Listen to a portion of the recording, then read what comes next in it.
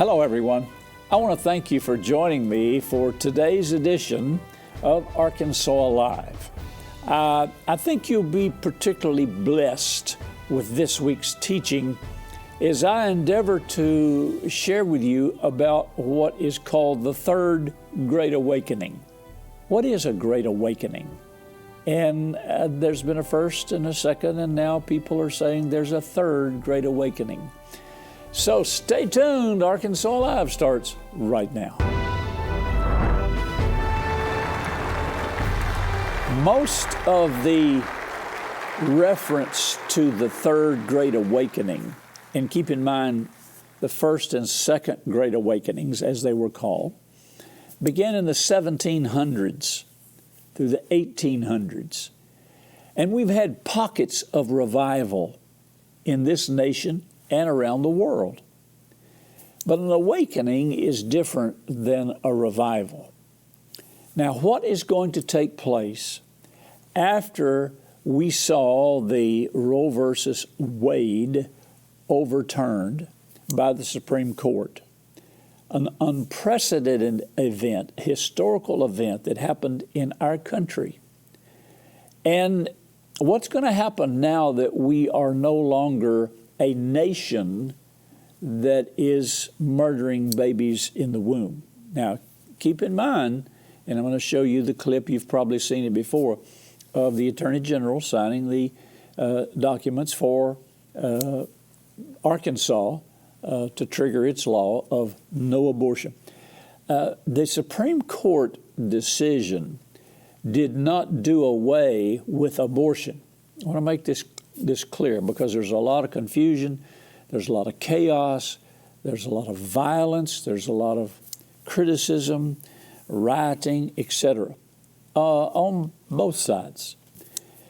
What the Supreme Court decision to reverse Roe versus Wade did, it made people understand. Even Ruth Ginsburg said, even before she died, years before she died, that she did not believe that Roe versus Wade was a constitutional law. It was unconstitutional. And the Supreme Court simply found that that was the case.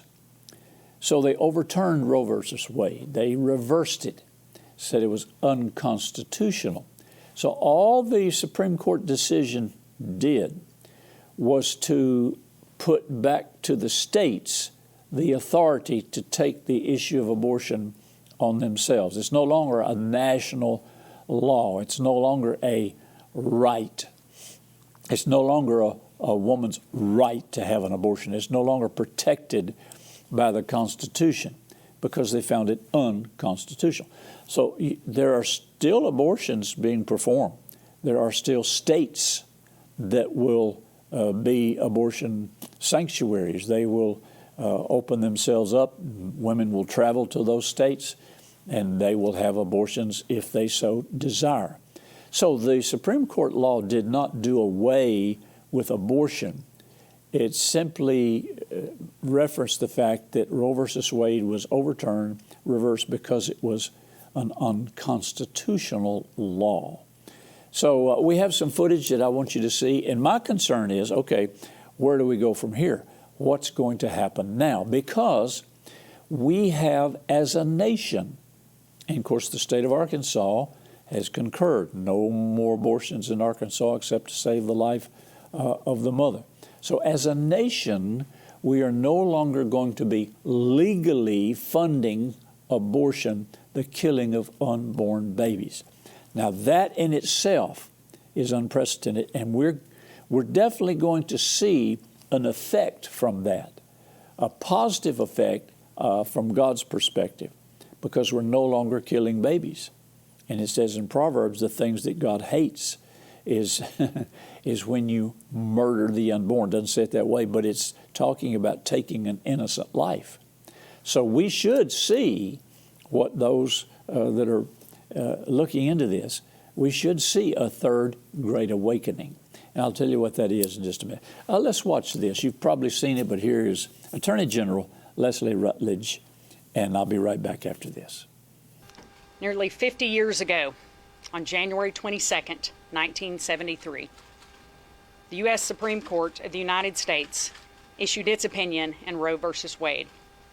Because of this wrongly decided opinion, millions of innocent lives have been lost to abortion. None of us thought today would come in our lifetimes. Roe was wrong on that day, and it has been wrong every day since. I have a long history of fighting for the unborn, and that is why Arkansas is the most pro-life state in the United States of America. Because of my team's efforts to defend the great laws passed by the state of Arkansas and protect the innocent lives against the ACLU and Planned Parenthood and the likes of the radical left, we are prepared to immediately ban abortion in Arkansas with the overturn of Roe v. Wade. And today, the U.S. Supreme Court issued its opinion in Mississippi case Dobbs v. Jackson Women's Health Organization. This case focused on a state law banning abortions after 15 weeks, except in medical emergencies. The case argued that Roe v. Wade and Planned Parenthood v. Casey should be overturned and that states should be allowed to regulate abortion, not the federal government. On this historic day, the United States Supreme Court agreed. The court held that Roe was egregiously wrong and deeply damaging. For reasons already explained, Roe's constitutional analysis was far beyond the bounds of any reasonable interpretation of the various constitutional provisions to which it vaguely pointed. Roe was on a collision course with the Constitution from the day it was decided, and Casey perpetuated its errors, and those errors do not concern some hidden corner of the law of little importance to the American people. Rather, wielding nothing but raw judicial power, the court seized the power to address a question of profound moral and social importance that the Constitution unequivocally leaves for the people. This overturns the legal precedent that federal district courts and courts of appeal across the country have used to strike down pro-life laws like Arkansas's. This decision essentially puts our pro-life laws in place and allows Arkansas to ban abortion, with the only exception being to save the life of a mother, defined as a medical emergency.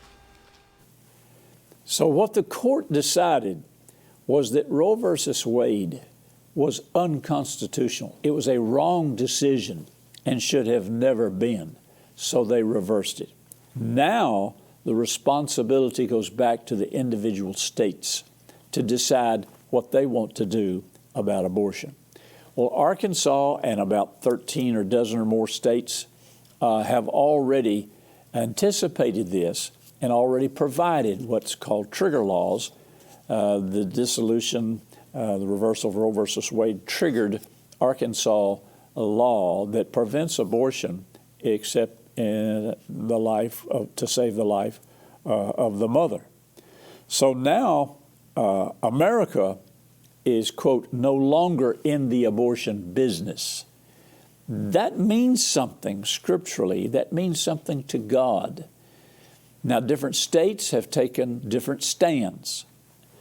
You can go to California, New York, some of the western states you can go and get abortions, but not in that cluster of southern states in the middle of the country. While this event was being broadcast across the nation, around the world, while the Attorney General was making her speech there, I was in Branson, Missouri, with the National Association of Christian Lawmakers. This is an organization that was founded by Senator Jason Rapert, one of our state senators. I sit on the governing board of that organization. And this was formed because there are so many state legislators, male, female, Senate, House, in all 50 states. There's so many legislators that are born-again Christians that are fighting the good fight of faith. And Senator Rapert discerned the need to minister to these people. So this was our third annual conference held in Branson, Missouri, at the College of the Ozarks. We were in our first session of the day on Friday, June 24th, 2022. And we were interrupted by this announcement that the Supreme Court had just reversed Roe versus Wade. Folks, I cannot explain to you, I did a little video with my phone, I cannot explain to you how that impacted our conference and how it impacted 26. We had 26 states represented. That's half the population of America. 26 states represented by senators, congressmen. We have 26 chairs that chair NACL in different states. And I tell you what, when the announcement was made, there was applause, there was shouting, there was praising God, there were hands lifted up, and there were tears. It's so refreshing to see all the years of labor by so many people. National Right to Life, Arkansas Right to Life, all of the lobbyists, all of the senators, the congressmen, congresswomen that have labored, all of the church members that have labored and protested quietly and reverently, and those people that have worked so hard to save the lives of these babies. And keep in mind, now I don't want to get into the this and the that, but from our perspective as Christians, our perspective is about life. You know, we're not going into a woman's right to choose and arguing all that. It's about life. Think of all the babies now that just in a few days were saved, that live today because of this law. Now, with that said, there's definitely going to be a spiritual awakening. Regardless of those that are angry, mad, threatening, regardless of those that didn't want this, regardless of those that are going to continue to fight for the right to abort children and kill babies, there is going to be a spiritual awakening, a manifestation of the Spirit of God from the heavenlies, simply because America made the decision we are no longer going to justify the killing of these babies and make it the law of the land. That's the issue. The issue is the fact that America is out of the abortion business as far as the Supreme Court and the law of the land is concerned. There's still abortions going on. There are still states that will be abortion sanctuaries. But America has decided, according to the Supreme Court, the highest court of the land, America has decided that Roe versus Wade is no longer and never was a constitutional right. That is heavy. That is going to open us up to God's blessing. So my purpose this week is to inform you to look for, expect this third great awakening. And as Andrew Womack said, God told him it has already started. But what is it? What can we expect? Go with me over to 2 Chronicles 7:14. Excuse me. This is the scripture that we always refer to. We pray in our national prayer gatherings as individuals. 2 Chronicles chapter 7 and verse 14.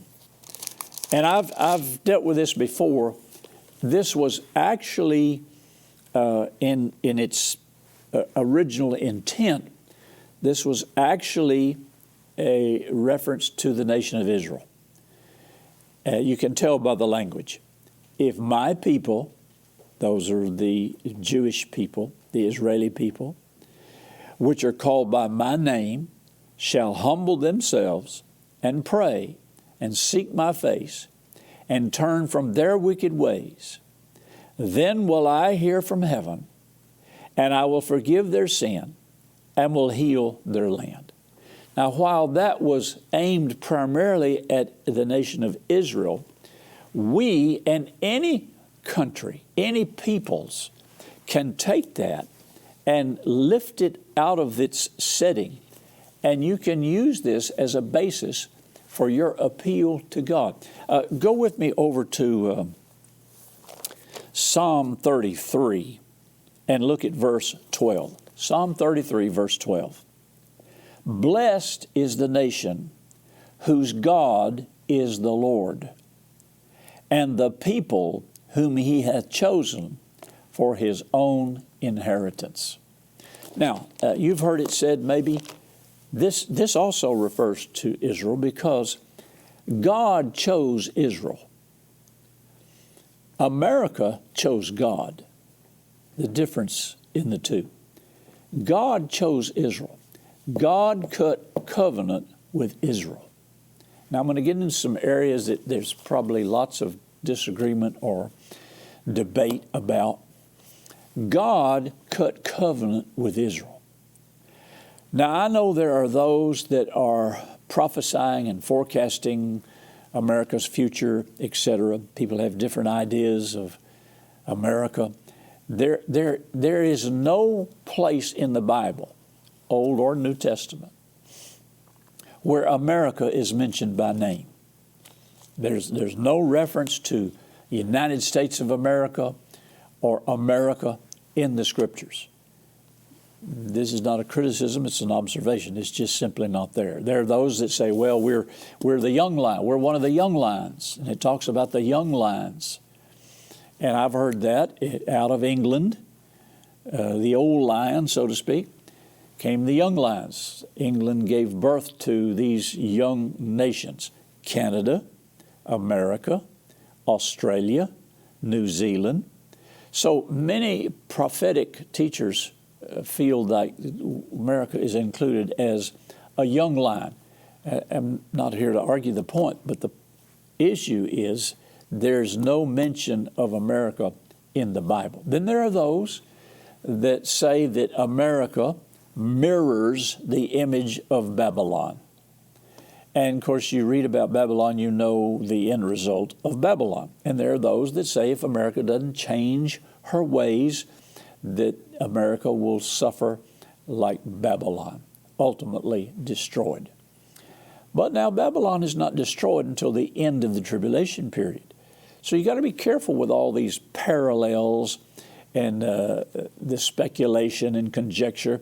Just stick with the Word as much as we know, and we're going to experience the blessings of God if we continue in the things of God.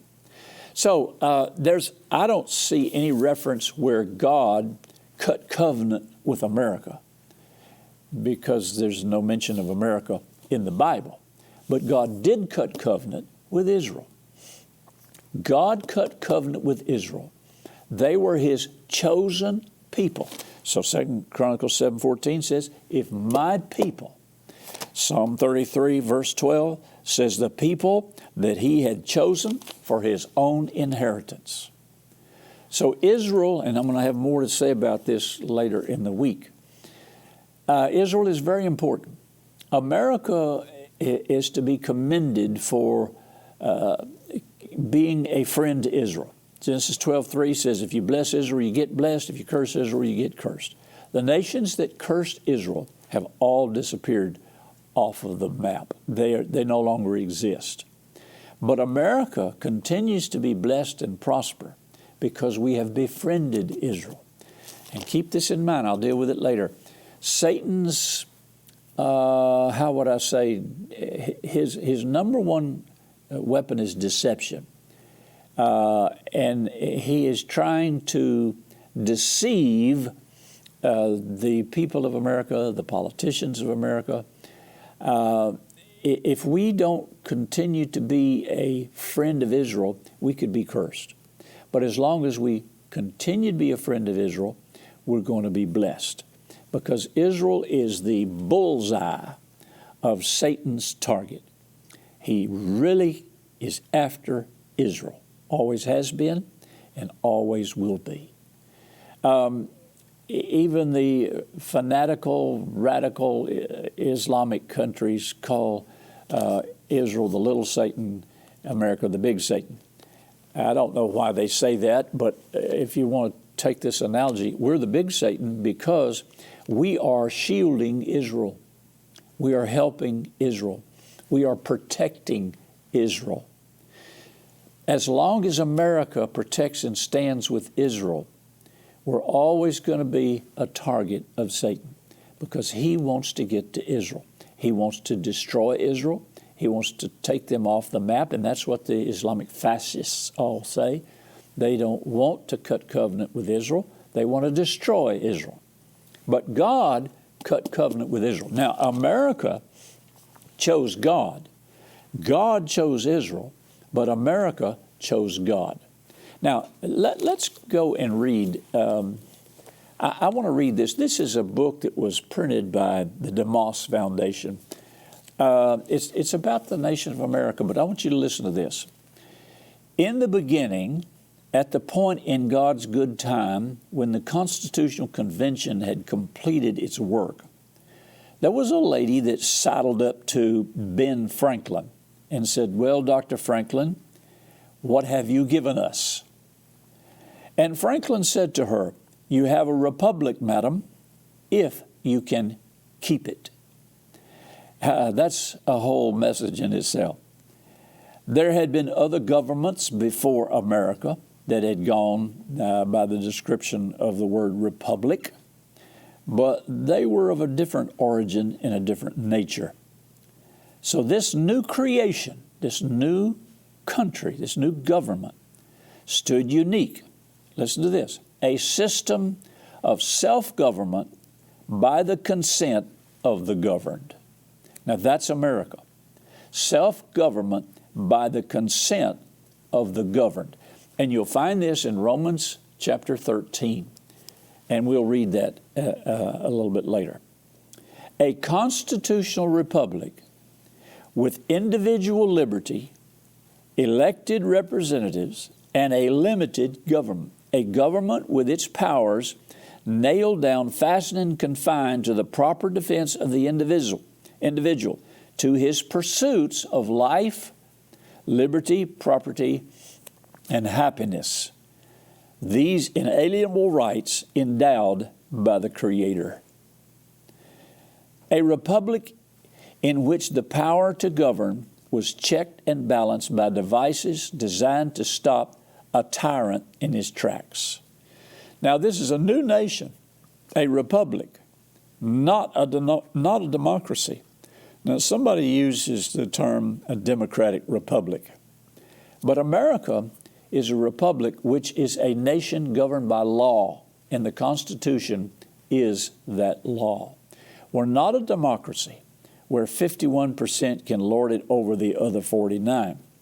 So that's who America is. And listen to the words that were used to describe this new nation. The Constitution was designed to perpetuate a Christian order.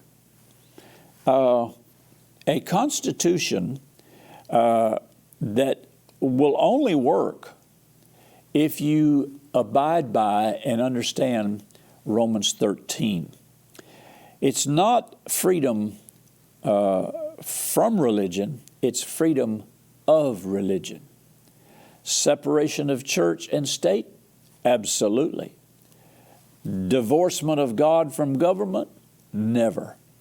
Now, here is a statement by Supreme Court decision in 1892. Our laws and institutions must necessarily be based upon and embody the teachings of the Redeemer. It is impossible that it should be otherwise.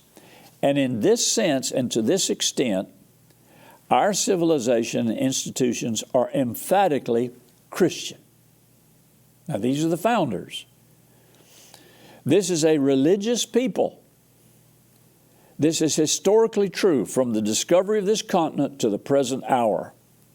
Christopher Columbus wrote in his diary that he was sent by the Spirit of God, not by mathematical computation or compass or map, but by the Spirit of the living God. This is our history. We find everywhere a clear recognition of the same.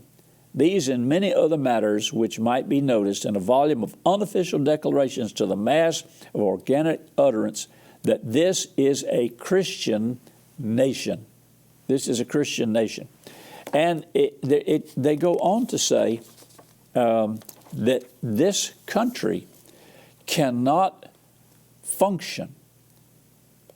It is to perpetuate a Christian order, and that the founding of this nation and all of its laws were to perpetuate a Christian order. And it cannot continue if we do not understand and recognize that. Now let's go over to Romans chapter 13. And I want you to read this with me. That's why the Constitution and all of our founding documents, Declaration of Independence, everything, it will not work unless we understand that the United States of America was designed and created a Christian nation. We may not be able to finish this today, but we'll continue this tomorrow. Romans 13, verse 1, let every soul be subject unto the higher powers, for there's no power but of God. The powers that be are ordained of God. Now, we vote and put the people in the office. Those powers, those positions are ordained of God. But we fill those positions with people that we vote for. Therefore, whosoever resisteth the power resisteth the ordination of God, and they that resist shall receive to themselves damnation. I'm going to stop there for today. We'll pick this up tomorrow. And remember, we're talking about the third great awakening. What is that? What does that mean? So I encourage you to join me for tomorrow's Arkansas Live. Remember, Jesus is Lord of Arkansas, and where you're watching too. Send your questions, comments, and testimonies to Happy Caldwell at Post Office Box 26207, Little Rock, Arkansas 72221, or email happycaldwell@vtntv.com. Remember to follow VTN on Facebook at VTN Your Arkansas Christian Connection, and follow Happy Caldwell on Twitter at Happy_Caldwell. VTN is on Roku. Search VTN in the channel store and add us to your lineup. Today's episode is available to watch on demand at VTNTV.com and click Watch. You can also watch VTN via live stream at VTNTV.com.